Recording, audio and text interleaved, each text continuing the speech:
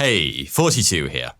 On the 2nd of July, 1816, a French frigate ran aground on a shallow reef 30 miles off the coast of modern-day Mauritania. There weren't enough lifeboats to save the 400-odd people on board, so the ship's captain came up with an unusual alternative. He ordered the construction of a giant raft. The plan was simple. Anyone who couldn't fit in a lifeboat would hop on the raft, which would be towed to shore by the boats. Had that actually worked, it would have been brilliant, but it didn't. Like, at all. And so, instead of overseeing a glorious rescue, the ship's captain instead triggered one of the worst maritime disasters in the 300,000-year history of our species. If you think that sounds like a bit of classic YouTube hyperbole, then I don't blame you. But trust me, by the end of this video, I promise you, I will have changed your mind. There were 150 people on the raft when the lifeboats towing it deliberately cut it loose, leaving those on board for dead. And it was around that time that the brand new citizens of Raft land realized they hadn't any food and the only thing to drink was red wine. So, what happens if you put 150 people on a raft in the middle of the ocean with only wine to drink? Well, you get the smallest, deadliest and most disturbing version of the Hunger Games ever played. 150 people boarded that raft. Just 15 were still alive to be rescued 13 days later. What happened to the rest is pure, unfiltered nightmare fuel. Some drowned, some committed suicide, others died of thirst. There were beatings, sabotage attempts, and even executions as a full-scale turf war broke out between rival factions vying for position on the raft. And as the body count rose and the wine began to flow, it wasn't long before the hungry survivors turned to the only food source that they could find: each other. If you've ever found yourself wondering what the average human being would be prepared to do in order to survive, this is the video that you've been waiting for. And, spoiler alert, the answer is quite simple. What would the average human being do to survive? Anything. This is the story of the most gruesome maritime disaster in history. This is the story of the Raft of the Medusa.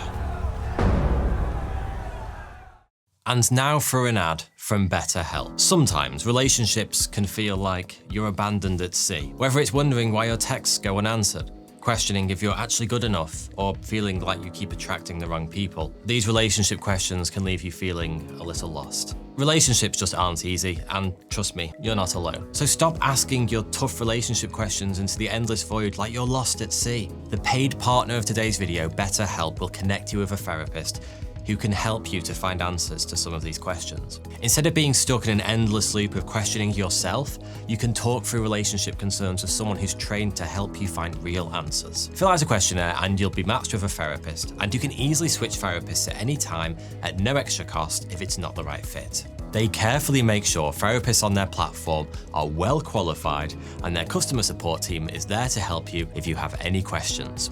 With over 7,000 reviews and a 4.5 rating on Trustpilot, Betterhelp is a platform you can trust. There are so many kinds of relationships that can be improved by therapy, and not just romantic ones. Don't let yourself drift out alone on an endless sea.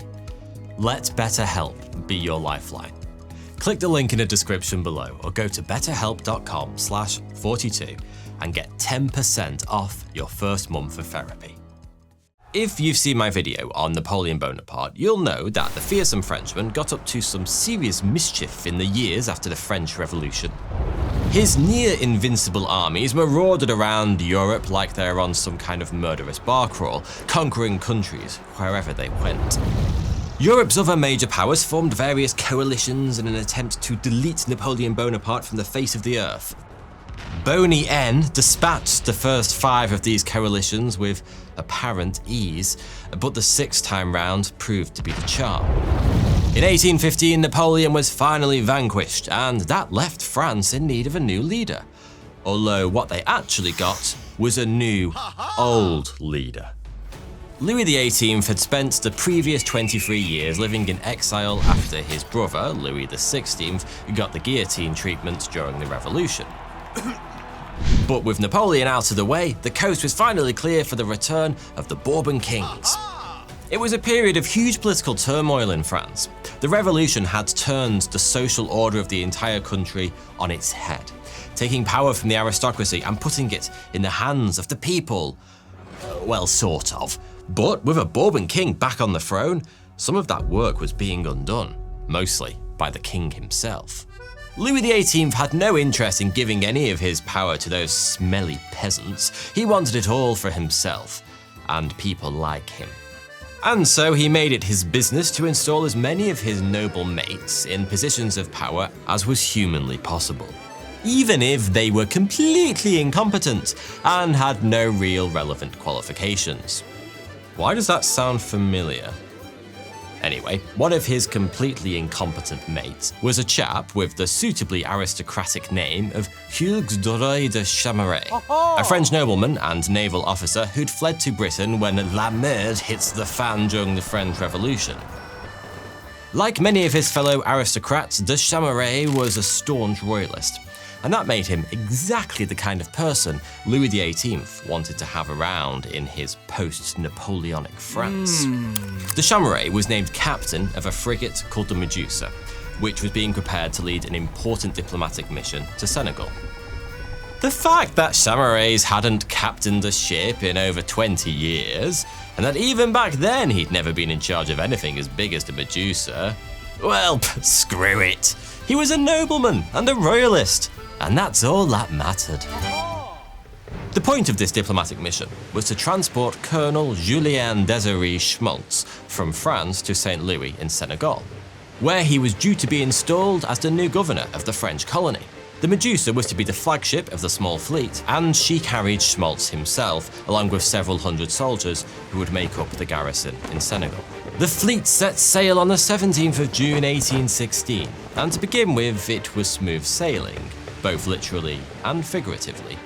The ships made a planned pit stop at the island of Madeira 10 days after departure, before making the final push for Senegal. But it was here that things started to go wrong.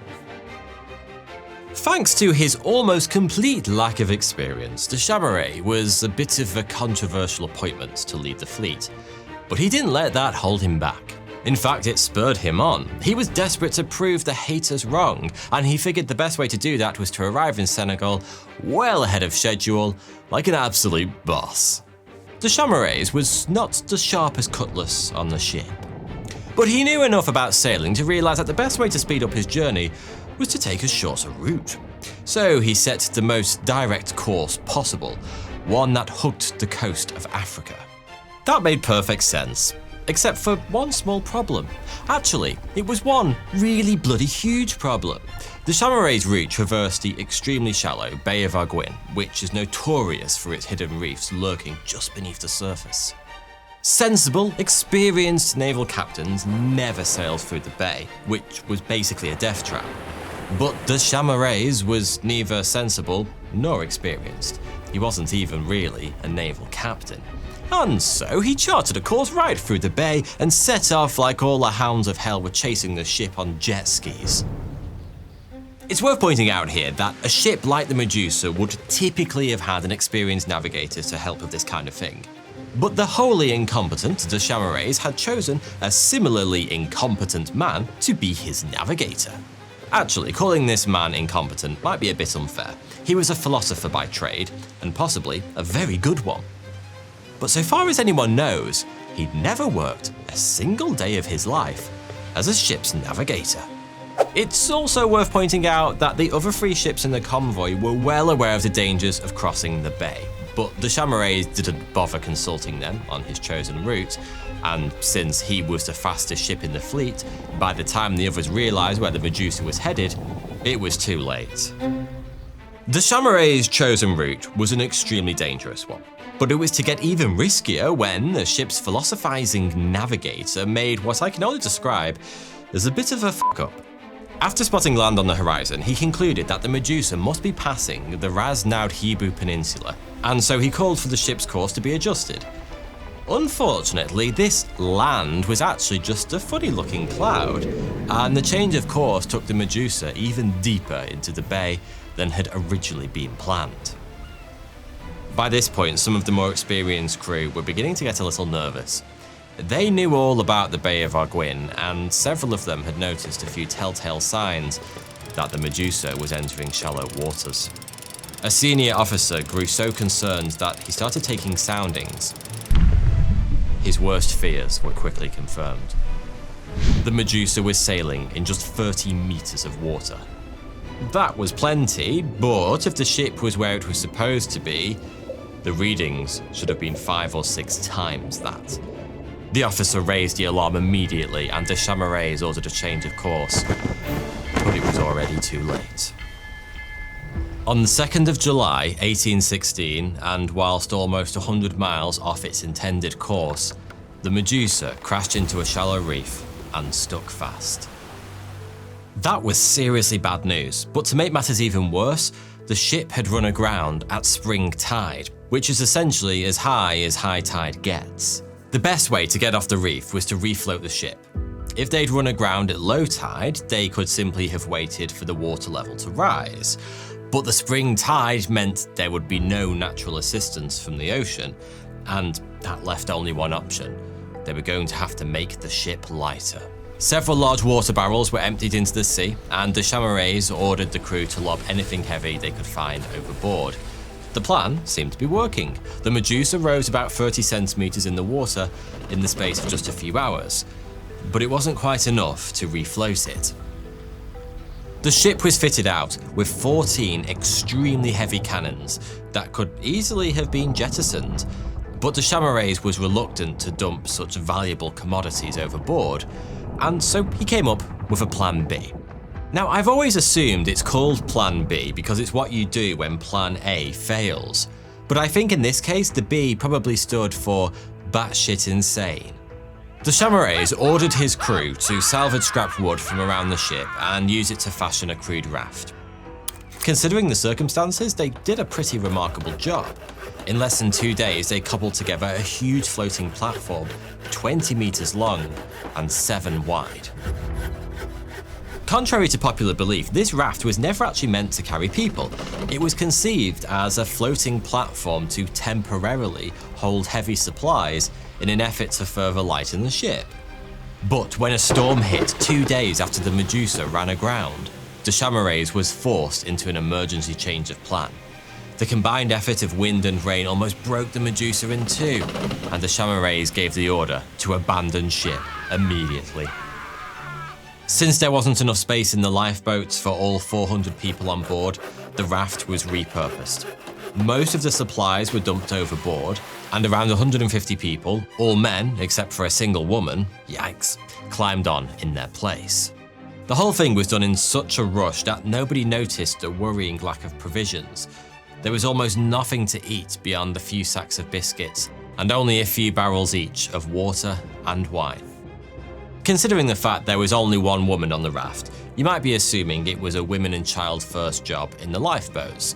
But no, France belonged to the aristocracy once more, and so the lifeboats were filled only with the most important people, including Deschamarez himself and soon-to-be governor of Senegal, Colonel Julien Desiré Schmaltz. Ever the aristocrat, Deschamarez was apparently lowered into his lifeboat while sitting regally in his favourite armchair.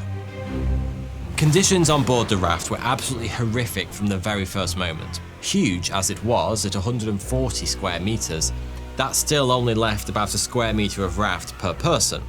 And since it had been cobbled together from bits of old ship in less than 2 days, it wasn't exactly a model of seaworthiness. In fact, with all 150 people on board, it barely even floated. Seawater covered the entire surface to a depth of almost a meter. Given how grim things looked on the raft, it isn't all that surprising that a few people refused to get on it at all. 17 men decided to take their chances on the Medusa rather than board the obvious death trap that was the raft. More on those guys later in the video. Tow lines were strung out between the raft and the lifeboats, and together they set out for the shore. Speaking of the shore, the very fact that the Medusa had run aground suggested that dry land shouldn't be too far away, perhaps 30 miles at most, which is why, to begin with, most of the survivors were pretty positive about their chances. Such feelings of optimism would not last long. It turns out that towing a giant half-submerged raft with 150 people on board isn't as easy as it sounds. Actually, scrap that. It's exactly as easy as it sounds, i.e., not very.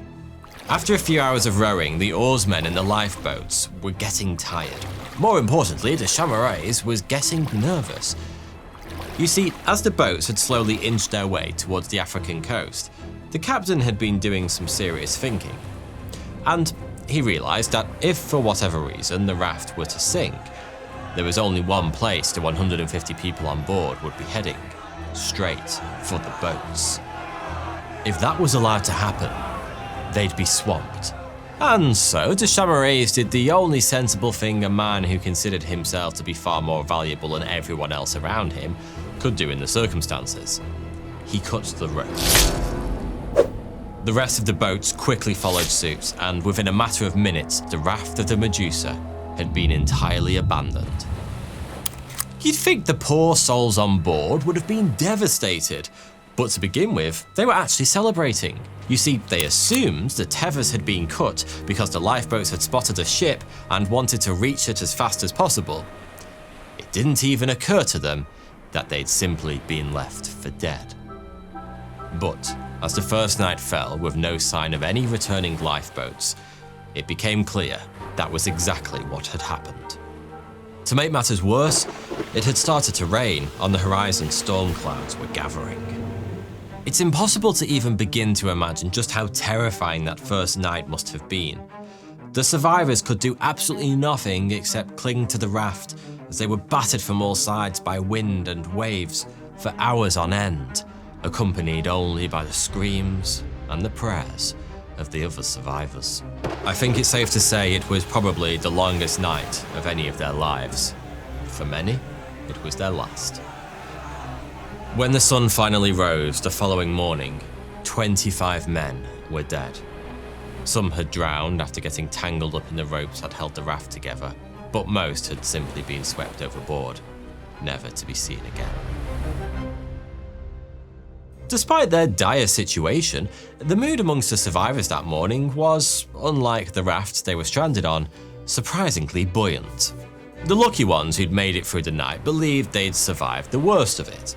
After all, even if the lifeboats had abandoned them the previous day to head for the shore, they must have made it there by now, and once back on dry land, the Chamarets would surely send the boats back to pick them up. Right?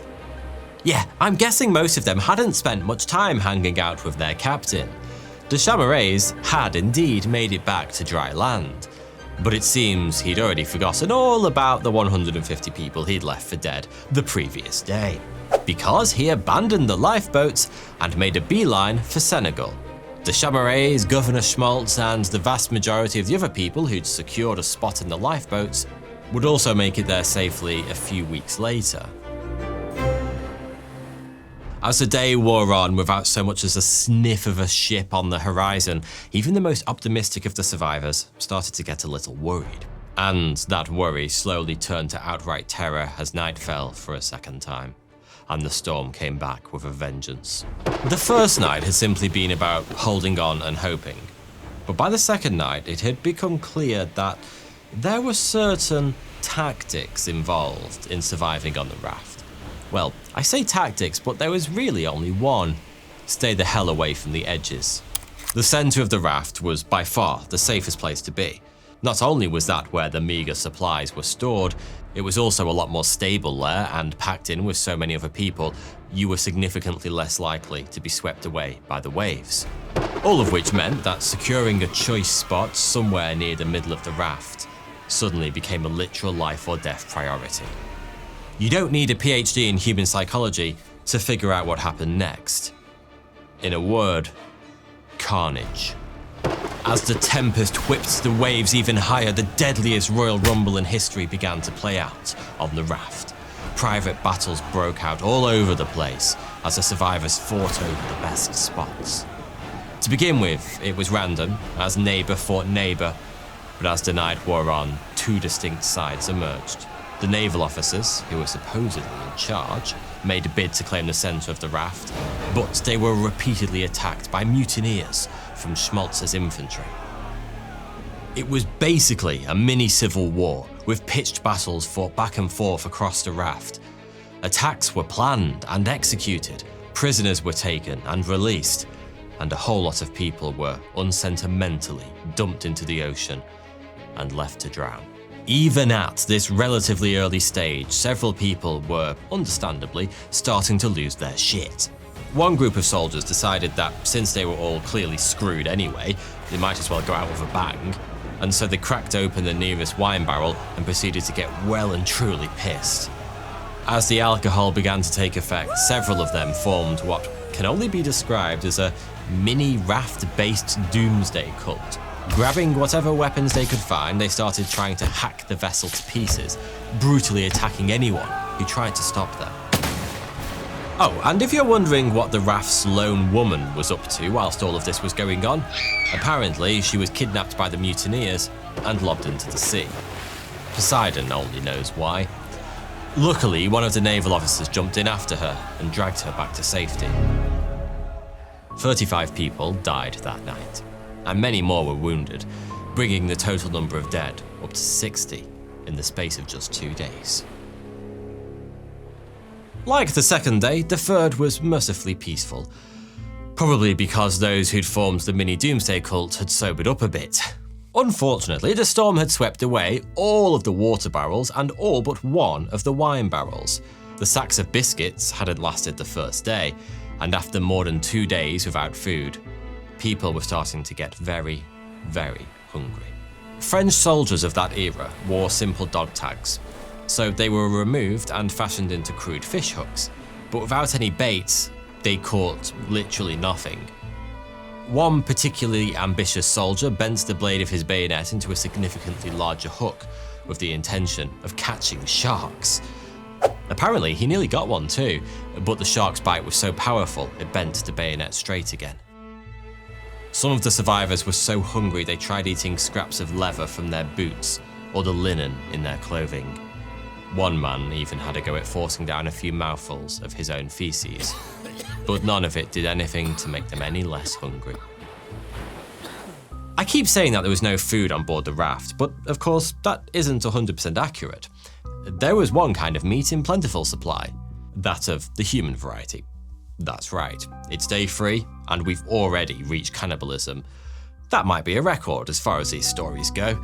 In the words of one of the survivors, "Those whom death had spared in the disastrous night which we have just described, fell upon the dead bodies with which the raft was covered and cut off pieces, which some instantly devoured."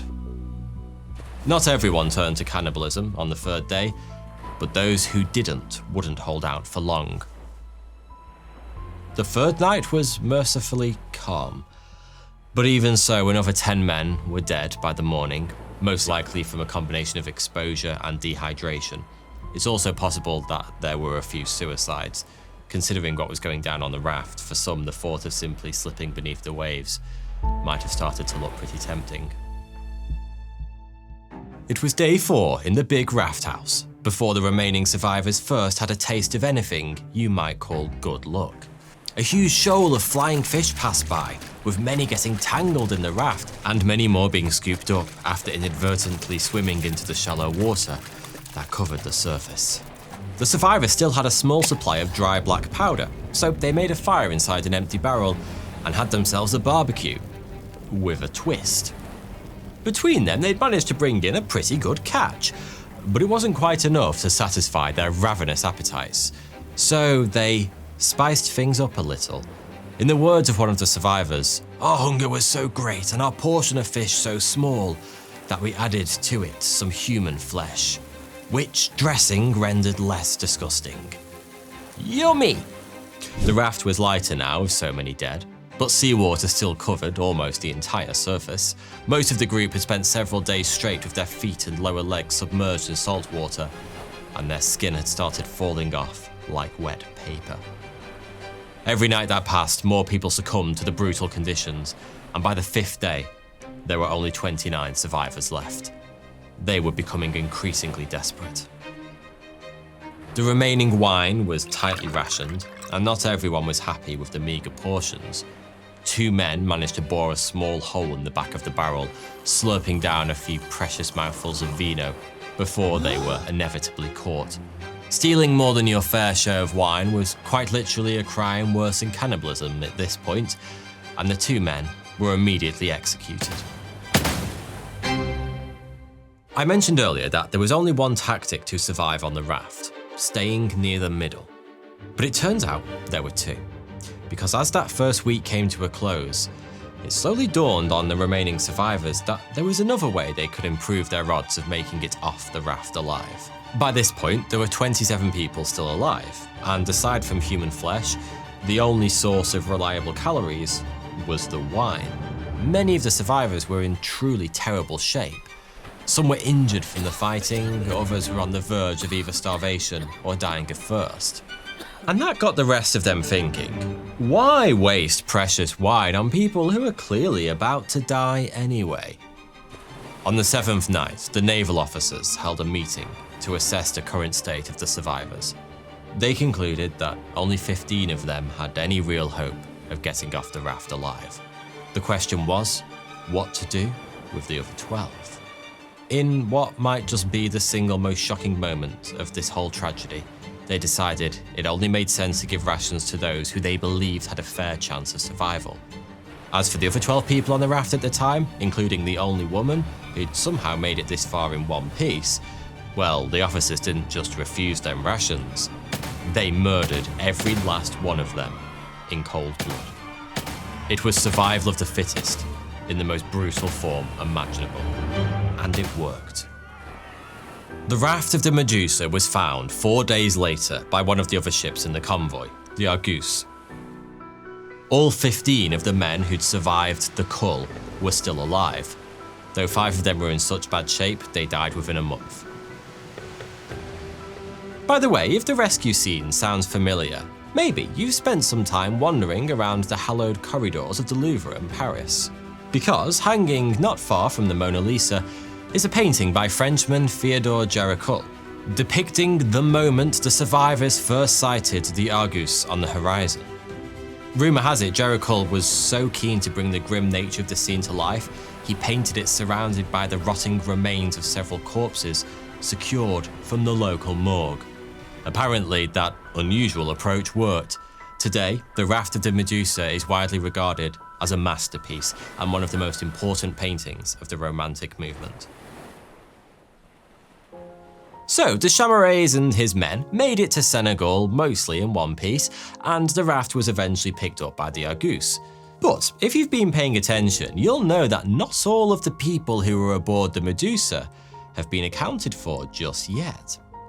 What happened to the 17 men who stayed with the ship after refusing to get on the raft? One of the first things the Chamarays did when he made it to St. Louis was send out a small recovery crew to the wreck. Not because he cared about the 17 men he'd abandoned there. According to one report, he'd forgotten about them entirely. No, he'd left a small stash of gold in his quarters, and he wanted it back.